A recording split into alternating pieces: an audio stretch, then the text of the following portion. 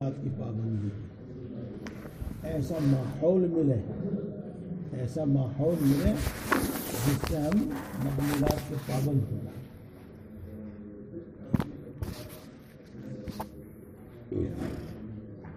جب حضرت مولانا شاہ ابراہیم نصار نور اللہ مرقدو کے یہاں کوئی جاتا تھا تو اس کو چاہے 10 منٹ سے معمولات میں لگاتے تھے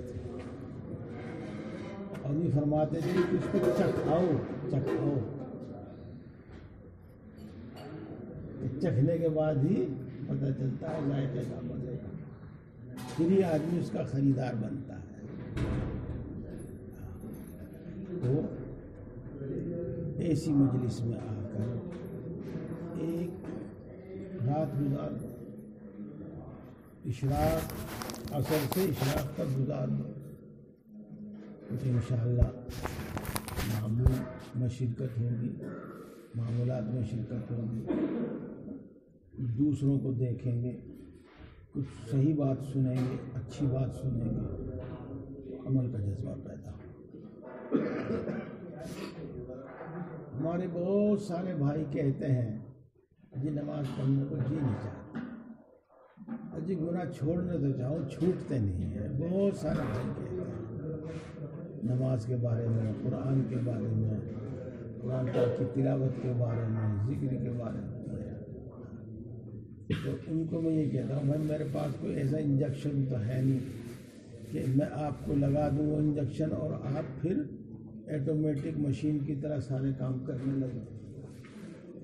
نہ کوئی ایسی چیز ہے کہ میں یہاں سے خون کے ذریعے ہی آپ کو بھیج دوں، بلکہ بات یہ ہے کہ کام میں لگو،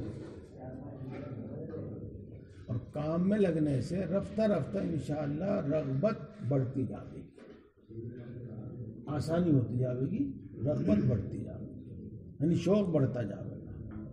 اکثر و بیشتر اگر آدمی بری صحبت سے بچے، اچھی صحبت میں رہے اور کچھ معمولات کا پابند ہو جائے، بڑی جلدی اصلاح ہو جائے گی، بڑی جلدی انشاءاللہ شوق پیدا ہوگا. یہ اپنا تجربہ نہیں، سینکڑوں ہزاروں لوگوں کا تجربہ، سینکڑوں ہزاروں لوگوں کا تجربہ. اس واسطے معمولات میں انشاءاللہ آسانی بھی پیدا ہوگی، انشاءاللہ شوق بھی پیدا ہوگا، انشاءاللہ اپنے اوپر نفس کے اوپر اتنا قابو بھی ہوگا کہ آدمی گناہوں سے بچے گا.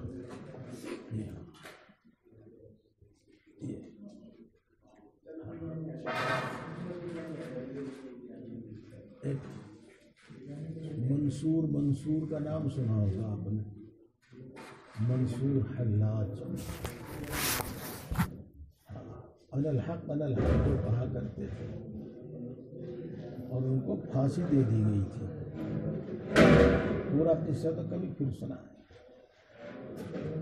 میں آپ کو یہ بتانا چاہتا ہوں کہ انسان کے جذبات جو ہے نا، جذبات اور خیالات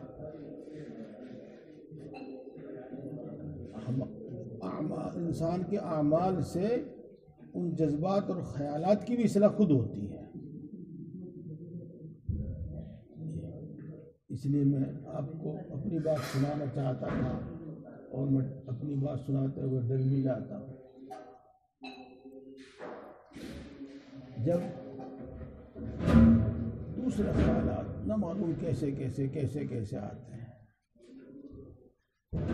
اور ہم نفلوں میں لگ جاتے ہیں، ذکر میں لگ جاتے ہیں، تلاوت میں لگ جاتے ہیں، دل نہیں چاہ رہا ہے لیکن پھر بھی اللہ کے سامنے ہاتھ پھیلا کر یا پلہ پسار کر بیٹھ جاتے ہیں. تو میرے بھائیوں زندگی بھر کا تجربہ ہے کہ وہ خیالات بھی خود بخود ہی ختم ہوتے ہیں. برے خیالات جو آتے ہیں وہ بھی خود بخود ہی ختم ہوتے ہیں. اللہ پر اعتماد خود پیدا ہوتا، معمولات میں معاملات میں لگو اور ایسی مجلس میں آ کر شریک رہو، اس کا ذائقہ مزہ چکھو. انشاءاللہ العزیز آج بھی یہ بات آ گئی اور آتی رہتی ہے. ہمیں دنیا کے کسی کام سے منع نہیں کیا گیا، بلکہ اس کے کرنے کا صحیح طریقہ بتایا گیا کہ اس کو اس طرح کر لو، بس. اور کچھ فطری طور پر مرد کو عورت کی طرف، عورت کو مرد کی طرف میلان ہے. فطری طور پر دونوں کے اندر ایک خواہش اللہ نے رکھی ہے. اس سے منع تو نہیں کیا گیا، طریقہ بتایا. نکاح کرو، نکاح کرو. نکاح کرنے کا مطلب آپس کی رضامندی سے ہو. مرد یہ ذمہ داری لے کہ میں اولاد کی پرورش کروں گا، مرد یہ ذمہ داری لے کہ میں عورت کا خرچ برداشت کروں، تب اس کو یہ اجازت ہے، ورنہ اس کی اجازت نہیں. تو ایک طریقہ بتایا بس. تجارت، خرید و فروخت انسان کی ضرورت ہے، منع نہیں کیا گیا، طریقہ بتایا گیا.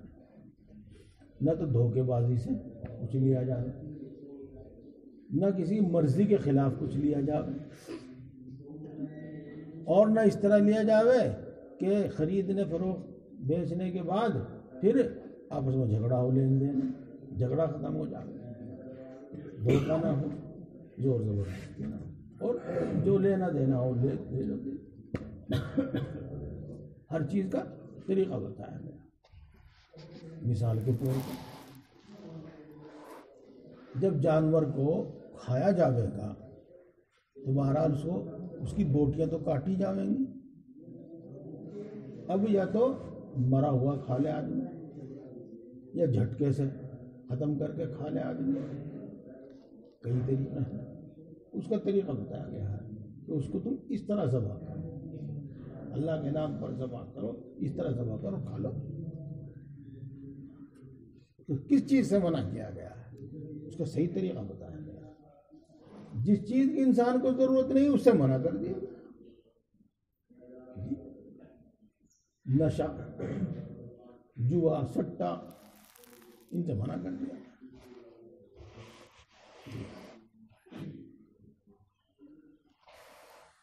ہوگی تیاری بھائی؟ چلو ناشتے میں سب بیٹھ جاؤ، سب بیٹھ جاؤ. ناشتے میں پیٹ نہیں بھرا جاتا جتنا